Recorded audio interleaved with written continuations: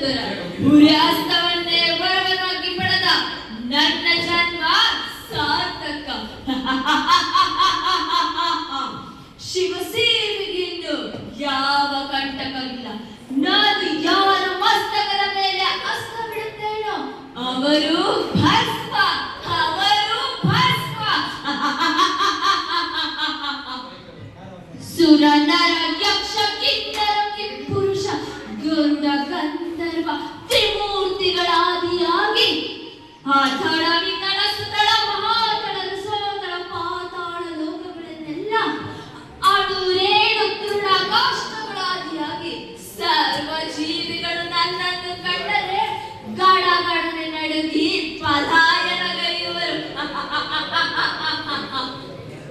ಶಿವಸೇವೆಗಾಗಿ ಚಿದಾಭಸ್ಮವನ್ನು ಕೊಂಡೊಯ್ಯುವೆ. ಭಸ್ಮ ಭಸ್ಮ.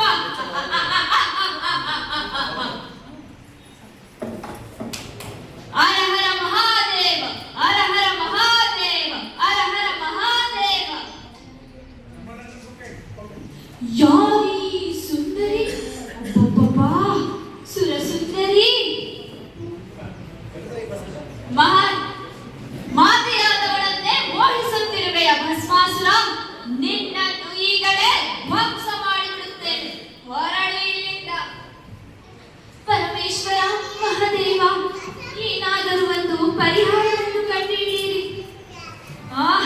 ಇದಕ್ಕೆಲ್ಲ ಪರಿಹಾರ ಹರಿಯೇ, ಹರಿಯೇ ಇದಕ್ಕೆಲ್ಲ ಪರಿಹಾರ.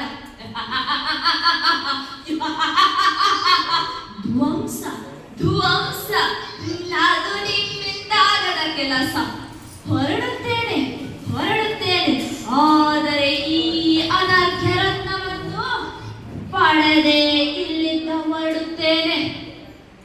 ಎಲ್ಲಿ ಹೊರಟು ಹೋದರೆ ಈ ಶಂಕರ ಶಂಕರಿಯರು ಇರಲಿ ಇರಲಿ.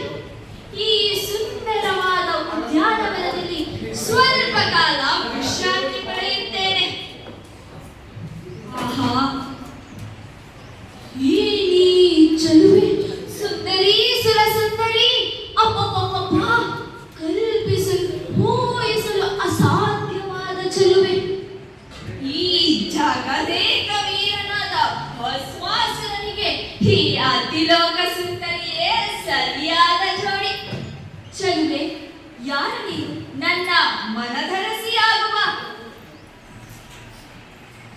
ಭಸ್ಮಾಸುರ ಎಂದರೆ ಅಸುರ ಕುಲದವನು.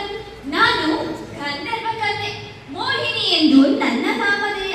ನಾನು ವರಿಸಬೇಕಾದ ವರನು ನನ್ನ ವಿದ್ಯೆಗೆ ತಕ್ಕವನಾಗಿರಬೇಕು. ನೀನು ಅದರಲ್ಲಿ ಗೆದ್ದು ಉತ್ತೀರ್ಣನಾಗಬೇಕು. ಏನೋ ತ್ರಿಮೂರ್ತಿಗಳೇ ನನಗೆ ಸರಿಸಮವಿಲ್ಲವೆಂದ ಮೇಲೆ ಹೇಗಶ್ಚಿತ್ ಕೋರ್ವ ಹೆಣ್ಣಿನಿಂದ ನನ್ನ ಪರೀಕ್ಷೆ ತಿಳಿಸೋ ನಿನ್ನ ಅಪೇಕ್ಷೆ ಏನೆಂದು. ನಾನು ನಾಟ್ಯ ಕಲೆಯಲ್ಲಿ ಪ್ರವೀಣಳು. ಆದ್ದರಿಂದ ನಾನು ವರಿಸಬೇಕಾದ ವರನು ಕೂಡ ನಾಟ್ಯ ಕಲೆಯಲ್ಲಿ ಪ್ರವೀಣನಾಗಿರಬೇಕು.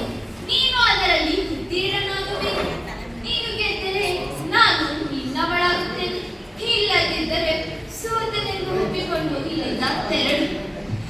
ಏನೋ ನರ್ತನವೇ ನರ್ತನವೇ. ತ್ರಿಮೂರ್ತಿಗಳೇ ನನಗೆ ಸರಿಸಮವಿಲ್ಲ. ಚಂಡ ಪ್ರಚಂಡನಾದ ನಾನು ಓರ್ವ ಹೆಣ್ಣಿನಿಂದ ಸೋಲೆ. ಹೆಂಗಡಿಯರಂತೆ ಕಾಲಿಗೆ ಗೆಜ್ಜೆ ಕಟ್ಟಿ ನರ್ತಿಸಬೇಕೆ? ಈ ಚಂಡ ಪ್ರಚಂಡನಾದ ನಾನು ನಿನ್ನನ್ನು ಪಡೆಯದಿರುವಷ್ಟು ಅಸಮರ್ಥನೇನಲ್ಲ. ನೀನಾಗಿಯೇ ಒಲಿದು ಬಂದರೆ ಸರಿ, ಇಲ್ಲದಿದ್ದರೆ ಬಲವಂತವಾಗಿ ಪಡೆದುಕೊಳ್ಳುತ್ತೇನೆ. ನಿಲ್ಲು ವೀರ, ನಿಮ್ಮಂತವರಿಗೆ ಈ ಬಲವಂತಿಕೆ ಶೋಭಿಸುವುದಿಲ್ಲ. ನೀನು ಗೆದ್ದು ನನ್ನನ್ನು ಪಡೆಯಬಹುದು, ಇಲ್ಲದಿದ್ದರೆ ಸೋದನೆಂದು ಒಪ್ಪಿಕೊಂಡು ಇಲ್ಲಿದ್ದ ತೆರಳು.